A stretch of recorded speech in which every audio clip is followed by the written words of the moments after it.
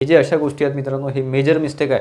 जर तुम्ही असं केलं असेल तर अजूनही फॉर्म दुसरा भरू शकता. परंतु त्याच्यामध्ये नवीन यावर्षीचं जी-आर आलेलं आहे. त्याच्यामध्ये तुम्हाला ओपनला सुद्धा WR सर्टिफिकेट लागत नाही असं त्यांनी म्हटलेलं आहे. ॲप्रेंटिस, आउटसोर्सिंग, तुमचं स्पोर्ट्स कोटा, परत एकदा फॉर्म चेक करून घ्या, कारण अजूनही 10-12 दिवस शिल्लक आहे आपल्याकडे. काही कट ऑफ आहे ओपनचा, मी तुम्हाला आणखी परत एकदा शॉर्टमध्ये सांगतो.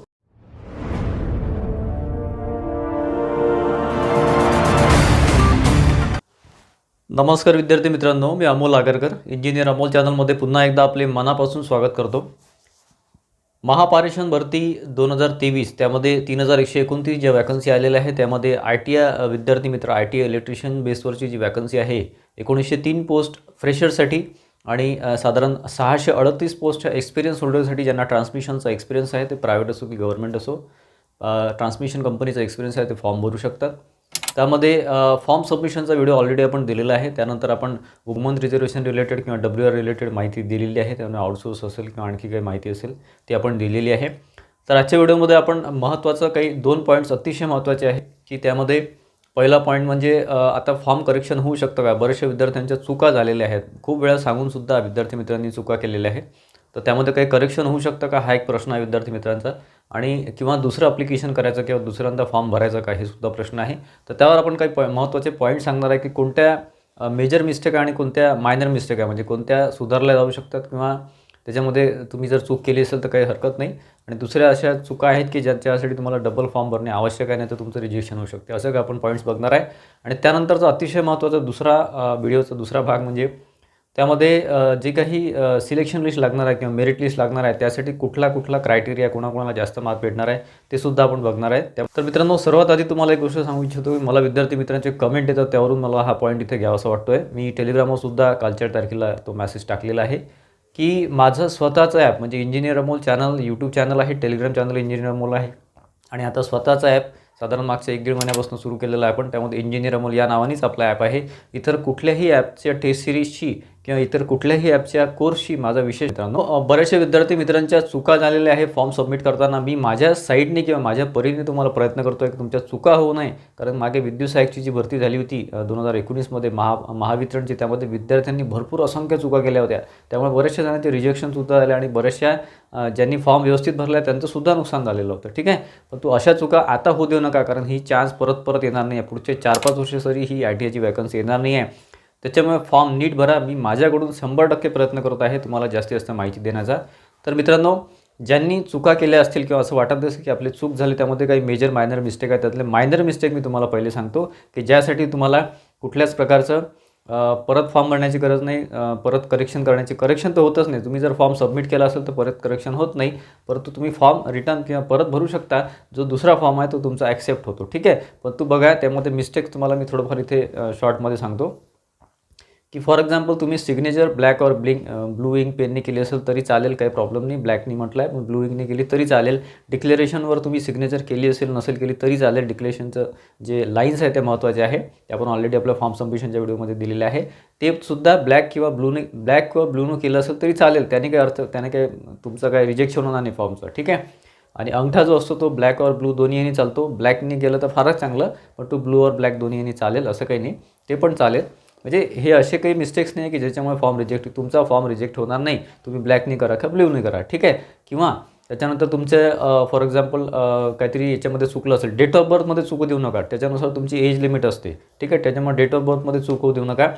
त्यानंतर तुमचे अल्फाबेट चुकले असतील, वडिलांचं नाव किंवा तुमचं नाव, तुमच्या सरनेमध्ये अल्फाबेटच्या चुका असतील, एच्या ठिकाणी ई झालं, ईच्या ठिकाणी ए झालं, हे चालते. याला तुम्ही ॲफिडेविट DVच्या वेळेस जर तुमचं सिलेक्शन झालं तर ॲफिडेविट करून वगैरे या चुका दुरुस्त करता येतात, त्याला काही हरकत नाही. ठीक आहे, आणि बाकी तुमचं मार्कामध्ये काय चुकलं असेल, एखाद्याच आपण पर्सेंटेज काढतो, फायनलचे मार्क टाकतो किंवा एखाद्या जे काय सेमिस्टर असतं, फोर्थ सेमिस्टर किंवा सेकंड इयरचे मार्क टाकतो, त्याच्यामध्ये काही चुका होतात, पर्सेंटेजमध्ये चुका होतात, त्यासुद्धा चुका चालतील थोड्याफार, कारण की त्या बेसिसवर सिलेक्शन होत नाही. ज्या बेसिसवर सिलेक्शन होते ते तुमचं महत्त्वाचं असतं क्रायटेरिया. फॉर एक्झाम्पल तुमचं म्हणजे मेजर मिस्टेक सांगतो आता.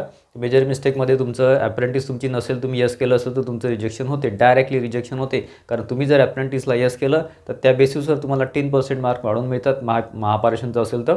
आणि जर तुमचं सिलेक्शन झालं, तुम्ही म्हणाल की सर माझ्याकडे आता सर्टिफिकेट नाही, तुम्हाला नॉर्मलमध्ये घ्या, त्यावेळेस तसं होत नाही. एकदा लिस्ट लागली की लागली, त्याच्यामध्ये ते चेंजेस करत नाही. फायनल लिस्ट लागली की त्याच्यामुळे तुमचं ॲप्रेंटिस नसेल आणि तुम्ही ॲप्रेंटिसला हो केलं असेल तर तुमचं रिजेक्शन तिथेच झालं, तुम्हाला एक्झाम देऊनसुद्धा फायदा नाही. तुमचं आउटसोर्सिंगला तिथे 2-2 मार्क्स आहे प्रत्येक वर्षीसाठी.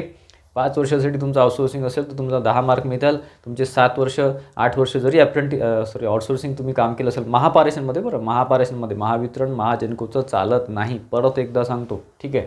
फक्त महापारेषणचं चालते. तर त्यामध्ये सुद्धा तुम्हाला 2-2 मार्क मिळतात. आणि आउटसोर्सिंगमध्ये जर तुमचं आउटसोर्सिंग 11 महिन्याचं आहे आणि तुम्ही तिथे 1 वर्षाचं किंवा 2 वर्षाचं टाकलेलं असेल तर तुमचं तिथे सिलेक्शन तुमचं त्या बेसिसवर होतं. फॉर एक्झाम्पल सांगतो, नीट ऐका, आउटसोर्सिंगचा कमीत कमी 1 वर्षाचा तुम्हाला अनुभव पाहिजे तरच तुमचे 2 मार्क वाढतात. काही विद्यार्थ्यांचं 11 महिने आहे, काही विद्यार्थ्यांचं 6 महिन्यात चालत नाही. जर तुम्ही 6 महिने 1 वर्षाचं यस केलं तर तुमचं तिथे रिजेक्शन होईल सिलेक्शन झाल्यावर. त्याच्यामुळे ते भानगडीच पडायचं नाही. 1 वर्ष किंवा त्याच्यावर असेल तरच तुम्हाला मार्क मिळतील. त्याच्यामुळे असेल तरच यस करा, अन्यथा नो करा. तेही महापारेषणचीच लागेल. महावितरणची आउटसोर्सिंग आहे आणि तुम्ही महापारेषणमध्ये यस करता तर तिथेसुद्धा तुमचं रिजेक्शन होईल. हे जे अशा गोष्टी आहेत मित्रांनो, हे मेजर मिस्टेक आहे. जी कॅटेगरी तुम्ही फॉर एक्झाम्पल OBCमध्ये तुमच्याकडे नॉन क्रिमिनलच नाही आहे असं समजा, म्हणजे फॉर एक्झाम्पल 10 डिसेंबरपर्यंत तुम्हाला नॉन क्रिमिनल तुमचं व्हॅलिड लागेल, यावेळेसचं व्हॅलिड लागेल, तर असेल तरच भरा, ठीक आहे. आता वेळेवर तुम्ही काढू शकत नसाल तर तुम्ही काय का नॉन क्रिमिनल कंपल्सरी आहे OBCसाठी. तर महिला आरक्षणाचे सर्टिफिकेट आहे त्याच्यामध्ये जे आपले विद्यार्थिनी आहेत किंवा लेडीज वर्ग आहे त्यांचा असा प्रश्न आहे की मी मागच्या व्हिडिओमध्ये सांगितलं होतं की कुठल्याच कॅटेगरीला WR सर्टिफिकेट लागणार नाही शक्यतो. आणि बाकी नॉन क्रिमिनल तुमच्याकडे असेल, जसं आता तुमचं बाकी कॅटेगरीमध्ये जसं OBC वगैरे असेल तिथे नॉन क्रिमिनल असतं, तर नॉन क्रिमिनल असेल तर WRची गरज पण नाही आहे. कॅटेगरीमध्ये WR सर्टिफिकेट लागत नाही. परंतु ओपनमध्ये जर सिलेक्शन झालं तर ओपनमध्ये फॉर्म टाकला असेल, ओपन WRमध्ये सिलेक्शन झालं तर तुम्हाला WR सर्टिफिकेट लागते. परंतु त्याच्यामध्ये नवीन यावर्षीचं GR आलेलं आहे, त्याच्यामध्ये तुम्हाला ओपनला सुद्धा WR सर्टिफिकेट लागत नाही असं त्यांनी म्हटलेलं आहे. परंतु हे DVमध्ये काय करतील काय सांगता येत नाही. DVमध्ये त्यांनी WR सर्टिफिकेट जर तुम्हाला मागितलं तर असं होऊ शकते. त्याच्यामुळे शक्यतो जर WR सर्टिफिकेट असेल तुमच्याकडे, ओपन कॅटेगरीमध्ये असाल तर शक्यतो WR सर्टिफिकेट असेल तर फारच चांगलं, नसेल तरी तिथे काही ना काही ते ॲडजस्ट होऊन जाईल, ठीक आहे. त्याच्यामुळे WRचं खूप मोठं टेन्शन घेऊ नका. फक्त एवढं सांगतो की WR सर्टिफिकेट जर तुमच्याकडे असेल किंवा WRमध्ये तुम्ही फॉर्म टाकला वुमन रिझर्वेशनमध्ये तर पर्सेंटेज खूप लो जातात किंवा कट ऑफ अतिशय लो जातो. तर हे मित्रांनो मेजर मिस्टेक आहे. ज्या बेसिसवर तुमचं सिलेक्शन होतं, ती कॅटेगरी असो, ती तुमचं आउटसोर्सिंग असो, ते तुमचं ॲप्रेंटिस असो किंवा मग तुमचं एक्सपिरियन्स असो, एक्सपिरियन्स बेसवर वेगळ्या पोस्ट आहे, ज्या बेसिसवर तुमचं सिलेक्शन होते. किंवा तुमचं स्पोर्ट्स कॅटेगरी, तुम्ही जर स्पोर्ट्समध्ये तुम्ही एखादा जिल्हा लेवलचं तुमच्याकडे सर्टिफिकेट असेल तर तुम्ही व्हेरिफिकेशन केलं असेल आणि तुम्ही टाकलं स्पोर्ट्समध्ये यस तर तुमचं रिजेक्शन होईल. कारण की तिथे बऱ्याच जणांचं झालेलं आहे रिजेक्शन. स्पोर्ट्समध्ये तुमच्याकडे स्टेट लेवल किंवा तुमचं नॅशनल लेवल सर्टिफिकेट पाहिजे आणि ते व्हेरीफाईड पाहिजे आणि तुम्ही पहिल्या 3मध्ये पाहिजे. माझ्या माहितीनुसार असंच पाहिजे. पण तरी तुम्ही माहिती काढून घ्या. तुम्ही कन्फर्म असाल तर स्पोर्ट्समध्ये टाका, नाही तर तुम्ही जनरलमध्ये टाका. तुम्ही स्पोर्ट्समध्ये टाकाल तुमचं सिलेक्शन होऊन जाईल, कारण की स्पोर्ट्स कॅटेगरी खूप लो जाते. आणि मग DVमध्ये तुमच्याकडे स्पोर्ट्स व्हेरीफाईड सर्टिफिकेट नसेल तर तुम्ही रिजेक्ट व्हा. खूप केअरफुली फॉर्म भरा. अजूनही काही चुका झाल्या असतील तर तुम्ही परत फॉर्म भरू शकता. तुमचा सेकंड फॉर्म ॲक्सेप्ट होतो आणि जो पहिला फॉर्म आहे तो रिजेक्ट होतो. समांतर आरक्षणामध्ये जे येतं ते स्पोर्ट्स येतं. एक्स सर्व्हिसमॅन असाल, एक्स सर्व्हिसमॅन तुम्ही असाल त्याचं सगळं तुमचं रिलिव्हिंग लेटर, तुमचं सर्टिफिकेट, तुम्ही जे काही वर्ष सर्व्हिस केली असेल ते सगळं लागेल. तुमचं IT इलेक्ट्रिशियनसुद्धा लागेल. बाकी तुम्ही दिव्यांग असाल तर दिव्यांगामध्ये एक अतिशय महत्त्वाचं मला विद्यार्थी मित्रांचे प्रश्न आले. तर दिव्यांगामध्ये त्यांनी ज्या दिव्यांगाच्या त्या सेक्शन दिल्या आहेत त्याच्यामध्ये तुम्ही बसत असाल तरच दिव्यांगाला हो करा किंवा यस करा, अन्यथा तुम्ही नो करा. तुम्ही तर त्याच्यामध्ये नसेल तर रिस्क घेऊ नका. तुम्हाला जर कन्फर्म असेल दिव्यांगामध्ये तुम्ही बसत असाल तरच फॉर्म भरा, अन्यथा जनरलमध्ये फॉर्म भरा.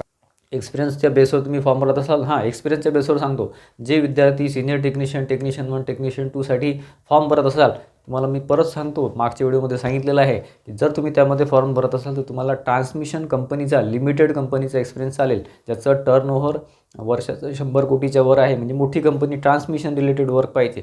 त्यानंतर तुम्ही महापारेषणमध्ये काम केलं असेल तरी चालेल, परंतु महावितरण महाजनकोचा एक्सपिरियन्स चालत नाही. कॉन्ट्रॅक्टर बेसिस एक्सपिरियन्स चालत नाही. कॉन्ट्रॅक्टर बेसिससाठी तुम्ही आउटसोर्सिंगमध्ये 2 मार्क वाढवून घेऊ शकता, परंतु इथे एक्सपिरियन्समध्ये ते चालत नाही. एक्सपिरियन्स व्हॅलिड द्या, नाही तर तुमचं रिजेक्शन. त्यानंतर मित्रांनो अतिशय महत्त्वाचा आपला दुसरा पॉईंटमध्ये बघा, याच्यामध्ये आता ही नॉर्मल भरती आहे, ठीक आहे. नॉर्मल भरती म्हणजे फ्रेशरसाठी सुद्धा आहे, एक्सपिरियन्ससाठी सुद्धा आहे. आउटसोर्सिंग झाला त्यांनासुद्धा मार्क मिळणार आहे, ॲप्रेंटिसला सुद्धा मार्क मिळणार आहे, ठीक आहे. त्याच्यामुळे आणि प्रकल्पग्रस्तसुद्धा इथे मार्क्स मिळणार आहे. त्यामुळे तुम्हाला एक स्टेप बाय स्टेप सांगतो. पहिलं तुमचं रिझर्वेशन आहे अप्रेंटिसचं, ज्यांचं महापारेषणची अप्रेंटिस आहे. आता हे 1000 वेळा सांगूनसुद्धा विद्यार्थी मित्रांनी MSCB ऑब्लिक महापारेषणमध्ये यस केलेलं आहे. जर तुमचं महावितरणचा एक्सपिरियन्स असेल तर तो अप्रेंटिस असेल महावितरणची, तर इथे चालत नाही. आता तुम्ही जर महावितरणचे एक्सपिरियन्स इथे यस केलं असेल आणि पुढे DVमध्ये तुमच्याकडे जर महापारेषणचं सर्टिफिकेट नसेल अप्रेंटिसचं, तर तुम्ही रिजेक्ट व्हाल. MSCB म्हणजे 2005च्या आधीची MSCB, आताची नाही. तुम्ही म्हणाल आता महावितरण MSCBमध्ये येतं, नाही, आता MSCB हा भागच नाही आहे. 2005च्या आधी तुमचं 4मध्ये 3मध्ये 2मध्ये अप्रेंटिस झाली असेल तेव्हा MSCB होतं. ते जर असेल तर ते चालेल, त्याचे तुम्हाला 10% वाढून मिळतील. किंवा आताचं 2005 नंतरचं महापारेषण असेल तरच चालेल. महावितरण महाजेनको चालणार नाही. त्यांनी ऑलरेडी एक सर्क्युलरसुद्धा दिलेलं आहे, त्याच्यामुळे चुका करू नका. अप्रेंटिसचं अतिशय महत्त्वाचं आहे. अप्रेंटिसचे 10% तुम्हाला वाढून मिळतात. म्हणजे 150 पैकी साधारण मी तुम्हाला मागच्या व्हिडिओमध्ये सुद्धा सांगितलं, परत सांगतो, 150 पैकी तुम्हाला जर 80 मार्क आले तर 80चे 10% म्हणजे 8. ठीक आहे, म्हणजे 150 पैकी तुमचे 88 होतात. 8 मार्काचा फरक पडतो. खूप मोठा फरक आहे मित्रांनो. एका मार्काने सिलेक्शन जात असते, लक्षात घ्या. त्याच्यामुळे अप्रेंटिससुद्धा महत्त्वाची आहे. त्यानंतर आउटसोर्स, प्रत्येक वर्षीचे 2 मार्क तुम्हाला मिळतात. त्याच्यामुळे तुमचं आउटसोर्सिंग असेल, तुमच्याकडे व्हॅलिड एखाद्या SCचं, तुमच्या SCचं म्हणजे जिथे तुम्ही काम केलं आहे त्या लोकेशनच्या SCचं किंवा एक्झिक्युटिव्हचं सर्टिफिकेट प्रोफॉर्मा आहे, त्याच्यामध्ये तुम्हाला जर सर्टिफिकेट असेल तर तुम्ही आउटसोर्सिंगमध्ये भरा. कॉन्ट्रॅक्टरचं शक्यतोवर चालणार नाही. माझ्या माहितीनुसार कॉन्ट्रॅक्टरचं एक्सपिरियन्स सर्टिफिकेट जे काय आउटसोर्सिंगचं सर्टिफिकेट ते चालत नाही, कारण ते बोगससुद्धा असू शकते. त्याच्यामध्ये डिव्हिजन लेवलचं किंवा सर्कल लेवलचंच तुम्हाला सर्टिफिकेशन लागेल, तुमचं शपथपत्र वगैरे लागेल. ठीक आहे, एक प्रोफॉर्मा आहे.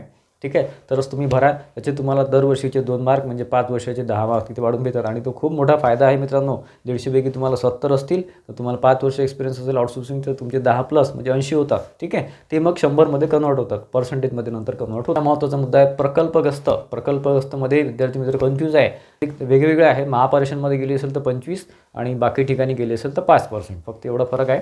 ठीक आहे, तर हा थोडासा इथे गोंधळ आहे. तर गोंधळ 2 ऑप्शन आहे. तुम्ही जर महावितरणमध्ये गेली असेल, एखाद्या रेल्वेमध्ये गेली असेल, प्रोजेक्टमध्ये, कुठल्याही प्रोजेक्टमध्ये जाऊ शकते गव्हर्नमेंटच्या, तर तुम्ही त्याला यस करा. आणि जिथे महापारेषण विचारलं आहे, महापारेषणमध्ये गेली असेल तरच यस करा, तरच तुम्हाला ते मार्क मिळतील. किंवा त्याच्यामध्ये तुमचं ट्रेनिंग झालं असेल तर मिळेल. ठीक आहे, 25 मार्क गेले असेल की कट ऑफ जो आहे 150 पैकी सांगतो, 150 पैकी ओपनचा कट ऑफ 90च्या वर द्या, 90-95च्या वर वगैरे मार्कामध्ये 150 पैकी 90-95च्या वर ओपन जाईलच.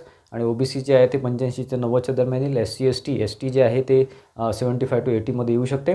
आणि 80च्या वर तुमचं SC राहील, शेड्यूल कास्ट. आणि बाकी कॅटेगरी म्हणजे NTच्या जे B, D, C, D वगैरे आहे, तर त्याच्यामध्ये साधारण 90पर्यंत त्यासुद्धा जाऊ शकतात साधारण, कारण जागा त्यांचा कमी असतात. 150 पैकी 90पर्यंत त्या जाऊ शकतात. बाकी वुमन रिझर्वेशन असेल तर तुमचं 70-75पर्यंत सुद्धा, 70पर्यंत तुझं त्याच्यापेक्षा कमी येऊ शकते. मागच्या वर्षीचा कट ऑफ जर विचारात घेतला तर तो खूपच कमी आहे. इतकं कमी कट ऑफ सध्या लागणार नाही. आणि सगळ्यात महत्त्वाचा पॉईंट, जे विद्यार्थी किंवा बरेचसे मी व्हिडिओ बघतो आहे, बरेचसे चॅनलवाले टाकत आहे previous paper analysis, previous paper explanation, previous पेपरसारखा हा पेपर येणार नाही. तुम्हाला मी इथे क्लिअर कट सांगतो.